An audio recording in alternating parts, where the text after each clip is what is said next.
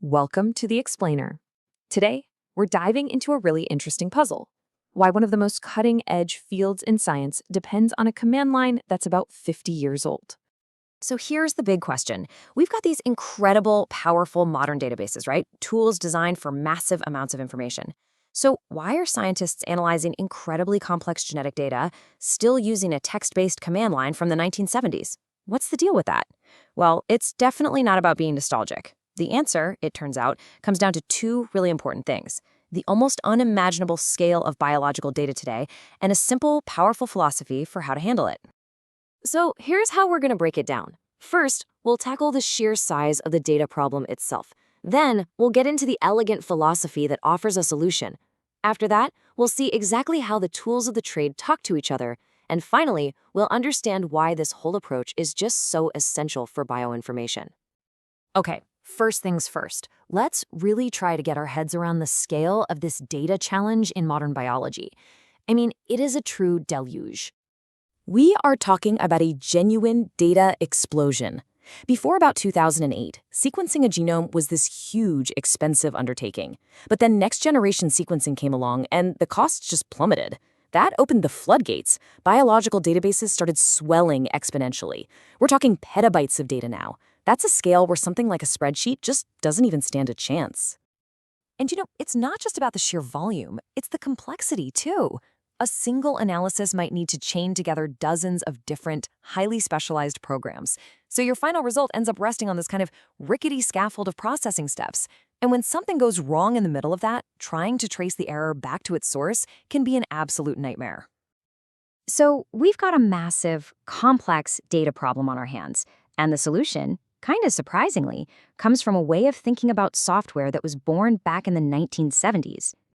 The whole solution really boils down to rethinking how you solve a problem. Instead of trying to build one giant monolithic program that does everything, the Unix philosophy says, use lots of small, simple tools. Each tool does just one thing, but it does that one thing incredibly well. This makes your whole workflow so much more robust. Because every piece is independent, it's way easier to check the results at each stage and figure out exactly where something went wrong. And this is not a new idea at all. This quote from Doug McElroy, the guy who invented a key part of this system, just nails it. The goal was never to create a bunch of separate, standalone tools. The real vision was to build an entire ecosystem of programs that were designed from the ground up to be connected, letting you build your own powerful, custom solutions. Now, this idea of tools working together is fantastic, but it all hinges on a very specific, very clever way for all these little programs to actually communicate with each other. And the way they talk is through this beautifully simple concept called standard streams. So every single command line program has 3 default channels. It gets data through standard input, it sends its main results to standard output, and it sends progress updates or warnings to standard error. You can think of them like universal ports that every single program is built with. And the absolute key to connecting these streams is the pipe. It's that little vertical bar symbol on your keyboard. What a pipe does is it takes the standard output, the results, from one program and connects it directly to the standard input of the very next one. This lets data just flow seamlessly from one tool to the next without ever having to be saved in a temporary file. But wait a minute, why is that such a big deal? I mean, why not just save the output to a file and then have the next program read that file? The answer is all about speed, a massive amount of speed. The magic of pipes is that they do everything in the computer's memory. Reading from a physical disk, on the other hand, is just orders of magnitude slower. By piping data directly, you totally avoid that disk writing bottleneck, which makes the whole process dramatically faster. And when you're dealing with terabytes of data, that's not just a nice to have, it's essential. Okay, so when we put all of this together, we can really start to see the huge, real-world advantages that this approach gives a scientist.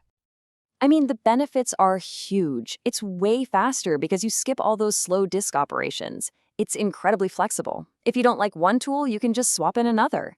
It's much more robust, making it super easy to check the data at any point in the pipeline to find problems. And here's a big one. It enhances reproducibility because the script itself is a perfect, clear record of every single step you took. It's actually kind of striking when you think about it. This philosophy from decades ago seems like it was perfectly designed to solve the biggest challenges in modern science. At the end of the day, when you're processing these massive, ever-changing data sets, no single program can do it all. The Unix approach isn't just a quirky preference, it's a fundamental necessity. It gives scientists the power to build their own custom, powerful, and totally transparent data pipelines on the fly, tailoring them perfectly to the exact biological question they're trying to answer. So we'll leave you with this final thought. The fact that a 50-year-old philosophy isn't just surviving, but thriving in a field as advanced as bioinformatics, that really speaks to the power of basic principles like modularity and simplicity. It kind of makes you wonder, right? What timeless, simple principles could we be applying to solve the complex problems in our own work? If you found this explainer helpful, please do us a solid and hit that like button, share it, and subscribe for more deep dives. Thanks for watching.